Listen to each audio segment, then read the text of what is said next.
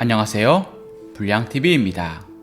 오늘 소개해드릴 선수는요, 독일 분데스리가를 충격에 빠뜨리고 있는 노르웨이발 허리케인으로 새로운 역사를 만들어가고 있는 신성 득점기계, 리오넬 메시와 호날두 이후 세계 축구계를 지배할 루키 중 한 명이자 이미 완성된 공격수란 찬사로 신기를 넘보고 있는 무서운 20살 엘링 홀란드입니다. 2000년 7월 21일 노르웨이인이지만 잉글랜드 리즈에서 태어났던 엘링 홀란드, 그의 아버지 축구선수 알프잉의 홀란드가 2000년 당시 리즈 유나이티드에서 활약을 했었고 이곳에서 아내를 만나 결혼까지 했었기 때문입니다. 아버지 알프잉의 홀란드는 1993년부터 10년간 영국 무대에서 활약하며 180경기 이상 뛰었고 조지웨아, 앨런 스미스, 해리 키웰 등 굵직굵직한 선수들과 함께 그라운드를 누볐습니다. 대표적으로 맨유전 살인 태클의 사건의 당사자가 바로 알프잉의 홀란드였죠. 어린 시절 호날두, 질라탄, 슈퍼스타들도 좋아했지만 홀란드에게 롤 모델은 누구보다 가까이에서 프로 생활을 했던 아버지일 수밖에 없었습니다. 186cm의 장신이었던 아버지와 육상 7종 경기 챔피언이었던 어머니의 유전자를 물려받은 탓일까요? 어린 시절부터 또래보다 남다른 체격을 가졌던 홀란드는 아버지가 태어났던 곳이자 프로 선수로 데뷔했던 노르웨이 남서부 끝자락의 작은 도시 브리네에서 6세 때부터 공을 차기 시작합니다. 입단 당시 홀란드의 멀리뛰기 점프 기록은 1m 63cm, 남자 고등학생이 평균 1.9m를 뛰었으니 놀라운 기록이었습니다. 활기 넘치고 유쾌했던 홀란드는 축구뿐만 아니라 골프와 육상, 핸드볼까지 두루 경험을 하면서 전문 스포츠인으로 성장을 합니다. 13세 때까지 그를 7년간 가르쳤던 브리네 코치는 홀란드가 노르웨이 국가대표로 성장할 수 있음을 직감했을 정도. 브리네는 노르웨이 프로축구팀이긴 했지만 홀란드가 입단할 당시만 해도 노르웨이 2부 리그 9위에 머물렀던 그저 그런 전력을 가진 구단이었습니다. 브리네 유스클럽에서 공을 찬 홀란드는 2군팀에서 14경기, 18골을 넣는 골잡이로서의 면모를 조금씩 드러냈고 구단 측에서도 공에 대한 집착과 탁월한 골 결정력을 갖춘 홀란드를 집중적으로 육성하기 시작합니다. 15세 때까지 다소 작고 말랐던 홀란드의 피지컬이 급성장하기 시작해 2년 만에 17cm가 자라는 등 무서운 괴물로 탄생합니다. 케밥과 피자를 좋아했지만 선수로 성장을 해야 한다는 생각에 식단을 꾸리기 시작했고 명상으로 경기 전 자신만의 루틴을 만들었습니다. 그리고 기회는 예상보다 일찍 찾아왔죠. 2016년 5월 12일 리그에 데뷔하게 된 것입니다. 비록 성인팀에선 후반 조커로 출전해 골을 기록하지 못했지만 탈인간급의 활약으로 주목을 받습니다. 이적을 하는 시간도 그리 길지 않아 2017년 2월 1일 2억 6천만원으로 몰데로 이적을 합니다. 아무래도 브레네가 2부 리그로 강등이 된 영향이 컸습니다. 고향으로부터 450km나 떨어진 몰데에서 새로운 생활을 해야만 했지만 그는 데뷔 경기였던 노르웨이 컵 대회에서 데뷔 전 데뷔골을 기록합니다. 노르웨이 명문 몰데로 이적한 후 승승장구할 것만 같았던 홀란드에게도 시련은 다가옵니다. 득점력이 갑자기 떨어지는 슬럼프 말입니다. 이런 어려움을 이겨내게 해준 것은 몰데의 감독이자 노르웨이 역대 최고의 골잡이 중 한 명인 솔샤르 감독의 가르침이 컸습니다. 솔샤르 감독은 개인 맞춤 훈련으로 홀란드의 침착성을 끌어올려줍니다. 효과가 통했던 것일까요? 브란전에서 경기 시작 20분 만에 4골이나 더 들인 것입니다. 11분 만에 헤드트릭을 달성을 했고 네 번째 골을 넣을 때는 17분이 걸렸습니다. 놀라운 것은 당시 브란은 리그 무패를 달리던 팀이었죠. 도르트문트가 홀란드를 주시하기 시작한 것은 2016년 8월 노르딕 17세 이하 챔피언십에서부터였습니다. 당시 도르트문트의 스카우터 마르쿠스 필라바는 노르웨이 유스 대회를 보러 갔습니다. 물론 홀란드를 보기 위해 간 것은 아니었죠. 이때 홀란드는 16세였고 왼쪽과 오른쪽을 오가며 측면 윙어로 활약을 하고 있었습니다. 압도적인 피지컬을 가지고 있던 홀란드를 도르트문트 유스로 데려올 것인가 말 것인가 고민을 하던 차에 이미 잘츠부르크가 한 발 더 빨리 움직였고 2018년 홀란드는 65억의 오스트리아 리그로 건너가기로 결정을 한 후였습니다. 홀란드의 노르웨이 국가대표의 부름은 곧바로 이어집니다. 그 전까지 연령별 대표팀을 하나도 빠짐없이 모두 거친 그의 발탁은 당연스러운 과정. 노르웨이는 홀란드를 원톱으로 플레이메이킹이 가능한 웨데가르드, 중원의 싸움꾼 사네르 베르에, 측면 공격에 다부진 조슈아 킹 등 젊은 공격 라인들이 속속 등장을 하면서 노르웨이는 끈끈한 팀으로 변모하기 시작했고 실제로 2019년 A매치 성적을 보면 스페인과 무승부를 기록하는 등 한 해 동안 4승 5무 1피의 발전된 조직력으로 성큼 성장을 합니다. 2017년 마케도니아에게 2대0으로 박살날 때와는 전혀 다른 모습. 홀란드는 20세 이하 월드컵에서 온두라스를 상대로 홀로 9골을 터뜨렸고 노르웨이는 조별 탈락을 했음에도 홀란드가 득점왕에 오르는 기현상이 벌어집니다.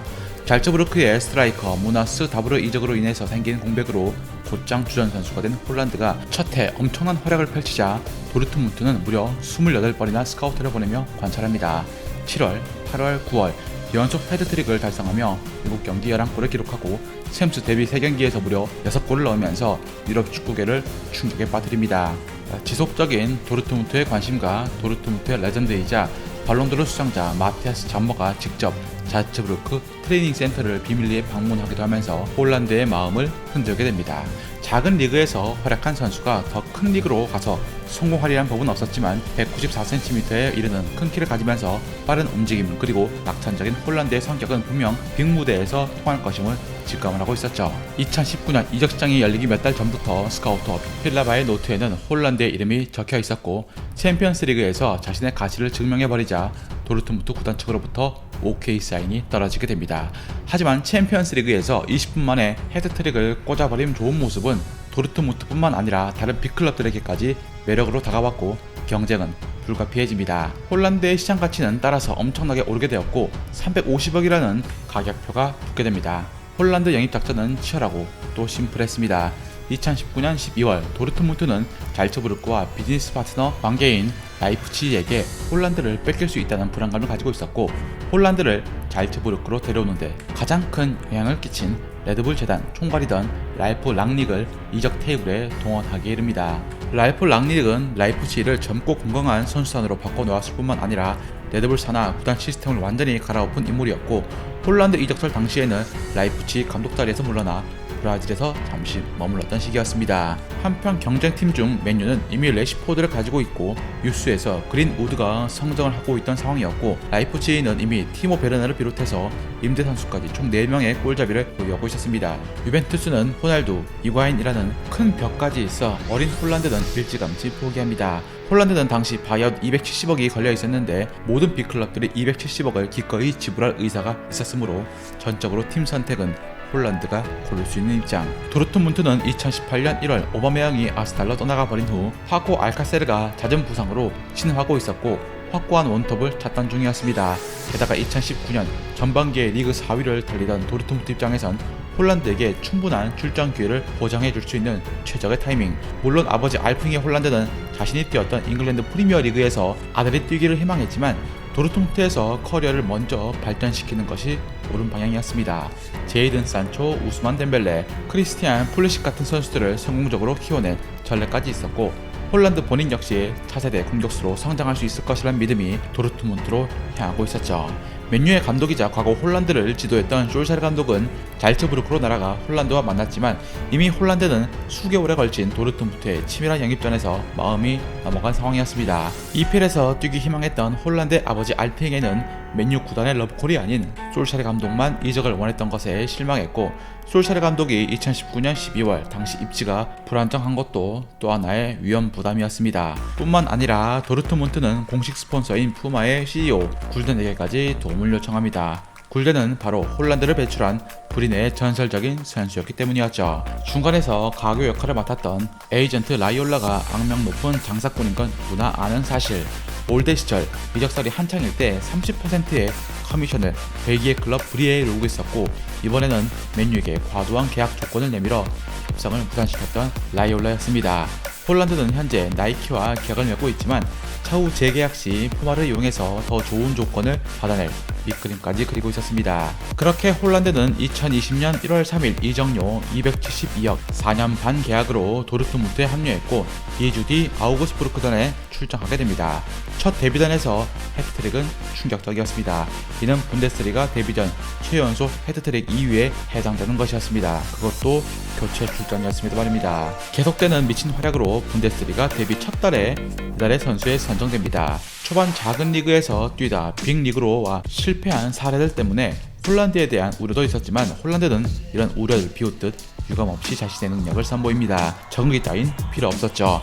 7번의 슈팅을 모두 골로 만들었는데 이어서 44분마다 한 골씩 넣으면서 데뷔 한 달 만에 득점 랭킹 10위권 내에 진입한 것입니다. 이미 완성형 골잡이로 면모를 보인 홀란드의 나이는 아직 20번째 생일도 지나지 않았다는 것인데 어디까지 성장할지 이젠 공포로 다가오기 시작합니다. 2019-20 시즌 40경기 44골 10도움을 기록 중인 홀란드는 도르트문트의 핵으로 급부상합니다. 도르트문트가 리그 시즌 총 4패를 기록 중인데 모두 홀란드가 골을 못 넣은 경기란 것입니다.